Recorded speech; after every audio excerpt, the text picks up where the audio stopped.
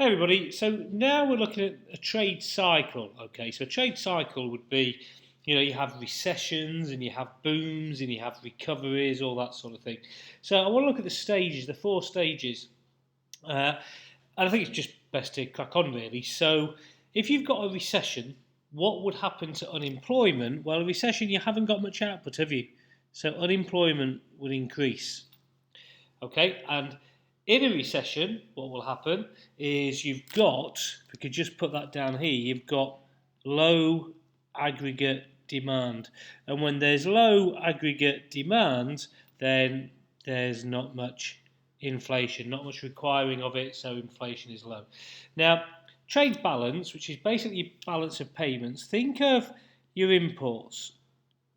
Okay, that's what I want you to think of, all right? So if the country has not got much money, the people in the country have not got much money, are they going to buy imports? Okay, if they are going to buy imports, then your trade balance goes down.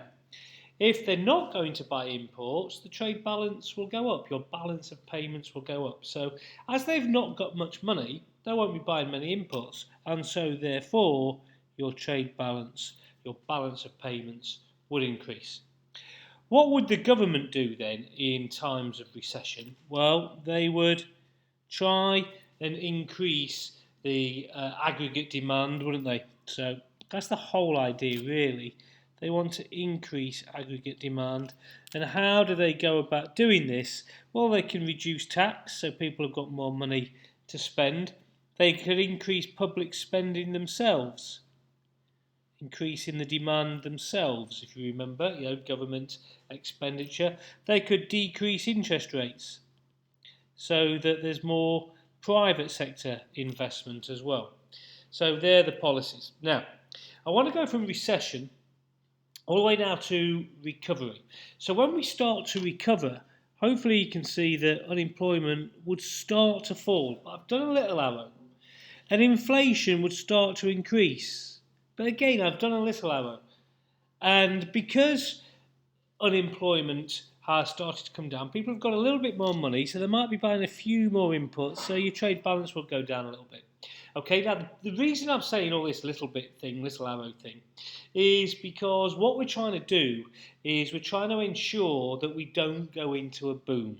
Okay, but there would be, if you look at the recession, there would be a slight increase in tax, a slight reduction in public spending, and basically you're just trying to have a slight increase as well in interest rates. Basically what you're trying to do is prevent a boom. So let's go and have a look at a boom then, which is obviously the opposite to recession. So in a boom you've got loads of output, so unemployment drops down. In a boom you've got really high aggregate demand.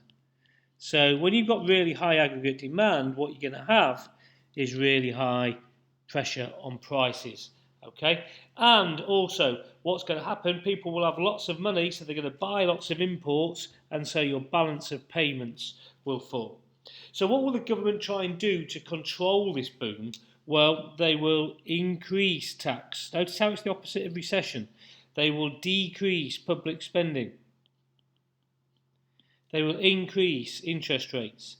Basically, what they're trying to do is lower the aggregate demand. Now let's go and have a look at stagflation. Now stagflation is when you've got a stagnant economy. It's not growing. It's maybe even getting smaller. So unemployment will be rising. Okay, that's the stag bit, stagnant. But you've still got inflation. You've still got inflation. So it's the worst of both worlds. Okay, because of that, are they going to buy inputs? No, they're not going to buy imports, and so your trade balance of payments would increase. Government spending then, government response then would be they want to increase this time the aggregate supply, increase the amount of supplies that we have, the amount of output that we can have. And so how can they go about doing this? Well, they could decrease direct tax, have more indirect tax. So decrease of direct taxation. Basically, you're trying to reduce all the costs, aren't you? So people are willing to supply more. So decrease trade union power, decrease social security payments, that sort of thing. Increase skills so we can produce more.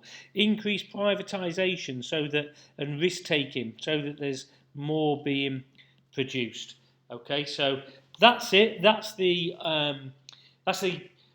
screen that you need to remember. Okay, get lots of questions about this, so make sure you understand trade cycle, the 4 stages as it were, and then the effect on unemployment, inflation, balance of payments, and what the government could do.